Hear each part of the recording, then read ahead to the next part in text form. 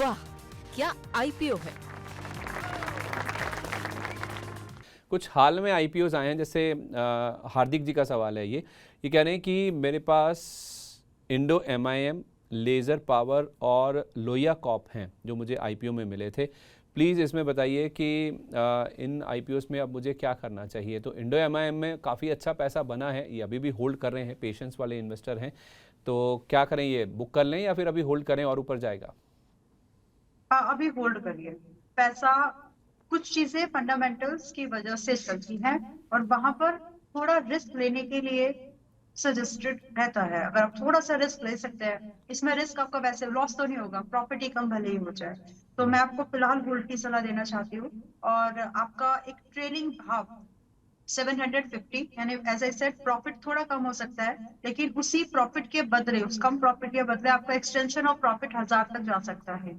तो current price है, मतलब अच्छी खासी अपसाइड है यहाँ से भी। आपके बाइंग के हिसाब से तो वो और भी ज्यादा मल्टीपल्स में दिखेगा आपको। तो फिलहाल होल्ड करिए 750 कैसल के साथ में करीब 1000 के लिए रुक जाइए, इसमें थोड़ा और मौका है, बन सकता है। लेज़र पावर में क्या दूसरा करें? लेज़र पावर भी कह कौन रहे हैं सा? कि आईपीओ के प्राइस का लिया हुआ है लेज़र पावर।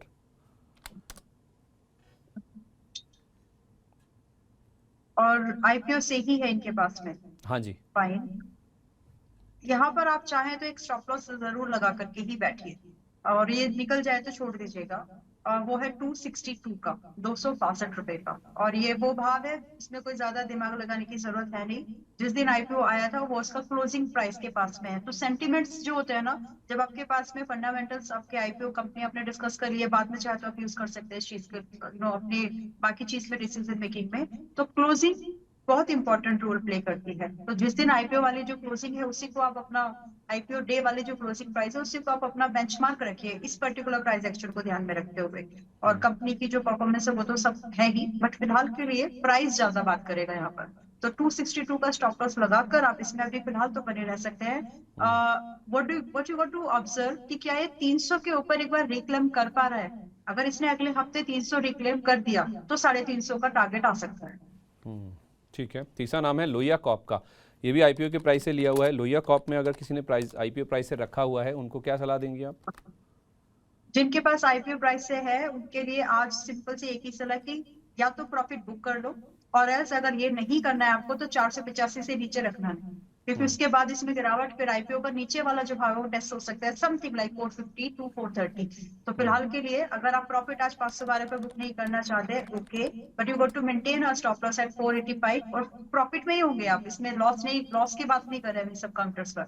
लेकिन थोड़ा सा ये है कि प्रॉफिट परसेंटेज वाइज कम हो सकता है। So do maintain your SL at 485। निकलने की सलाह इसलिए नहीं दे रही क्योंकि आज की कैंडल निकलने जैसे सिग्नल्स नहीं दे रही है। तो अगर प्रीएम्प्टिव एग्जिट लेना है तो ले लीजिए, अदरवाइज वेट एंड वॉच वाले स्ट्रेटेजी पर 485 should be your trading stop loss. ठीक है। अब एक बहुत रीसेंट एग्जांपल है आरडी इंडस्ट्रीज, आज ही लिस्ट हुआ है, इस पे क्या सलाह दे रही हैं आप? 53 वाला 73 हो गया था, आज जब लिस्ट हुआ अभी 68 के आसपास है। इसमें बुक कर लें या होल्ड करें? थोड़ी देर पहले भी किसी प्लेटफॉर्म पर ये डिस्कस हो रहा था, 66 समथिंग था, बाय की सलाह दे करके आई है। मतलब होल्ड करना है तो होल्ड ही करिए, लेकिन अगर आप होल्ड अगर आप इसको रखना चाहते हैं तो 60 रुपए का स्टॉप लॉस है, उसके साथ होल्ड करो, यानी प्रॉफिट में थोड़ी कमी हो जाएगी लेकिन प्रॉफिट में निकलेंगे जिनको आईपीओ में मिल गया। वैसे सब्सक्रिप्शन डेटा बहुत ज्यादा अच्छा था तो सबको मिला नहीं होगा, ये भी बात है। तो इसीलिए वो अपॉर्चुनिटीज को, वो प्रोबेबिलिटीज को समझते हुए 66.50 पर अभी रिकमेंड किया है।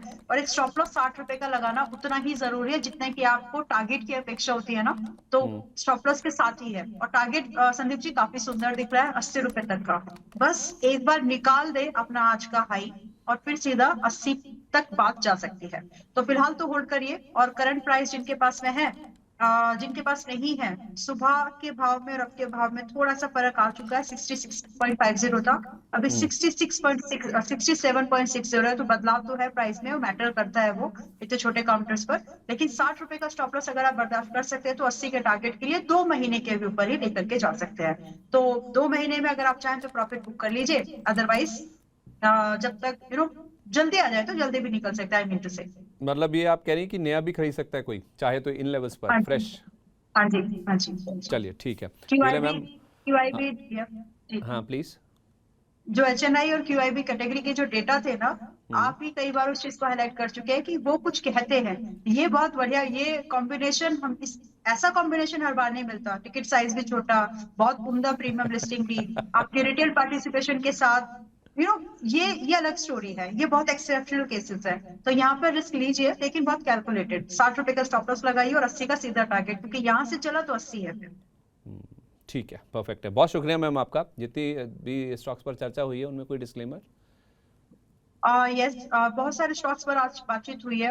कई स्टॉक्स ऐसे हैं जो कि हाल फिलहाल कई महीनों में हम लोग हो सकता है डिस्कस किया। उसमें से फिनोलेक्स केबल एक है। संदीप जी, एक और स्टॉक याद आ गया जो हम पिछली बार भी बोल रहे थे कि आप उसको रख के जाइएगा।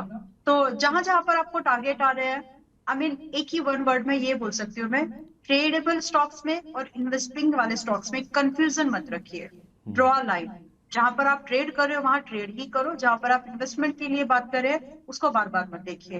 बाकी जो भी रिकमेंडेशंस आप हमारी फॉलो कर रहे हैं, अगर हमको देख रहे हैं, तो आपके फाइनेंशियल एडवाइजर आपके रिस्क एपेटाइट को ध्यान में रख के ही लीजिएगा।